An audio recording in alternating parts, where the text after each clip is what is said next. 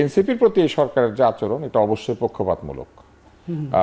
জামাতের প্রতি কতটুকু আমি জানি না, কিন্তু এনসিপিকে তারা স্নেহবশতই হোক কিংবা যে কোনো কারণেই হোক, এনসিপিকে তারা একটু মানে তারা একটু সুবিধার দিকে রেখেছেন, যার মধ্যে একটি বড় ব্যাপার হচ্ছে তাদের প্রতীক। এই প্রতীক তো প্রতীকের তালিকাতেই ছিল না, এটা বানানো হয়েছে, কেউ এঁকেছে ক্রিয়েটিভলি, এঁকে এই প্রতীকটা তাদেরকে দিয়েছে। তো এইরকম ছোট ছোট বিভিন্ন জায়গাতে আমরা লক্ষ্য করেছি যে তাদের প্রতি এক ধরনের স্নেহ আছে। একটি অনিবন্ধিত রাজনৈতিক দল, প্রধান উপদেষ্টা তাদেরকে আমেরিকাতে নিয়ে গিয়েছেন, তাদের যে কোনো সভায় তাদেরকে ডেকেছেন। 1, 2, 3 যখন হিসাব করেছেন তখন তিনি বিএনপি, জামাত এবং 3 এনসিপিকে রেখেছেন। এবং এইটা কেন এসেছে এই বক্তব্যটা, একটা বড় কারণ হচ্ছে যখন এই সরকার 1, 2, 3 বিবেচনা করার সময় 1 বিএনপি, 2 জামাত, 3 অথবা 1 জামাত, 2 বিএনপি, 3 এনসিপি এইভাবে গুনেছেন, তখন 1 আর 3ই বলেন আর 2 আর 3ই বলেন, তারা জোট করেছে।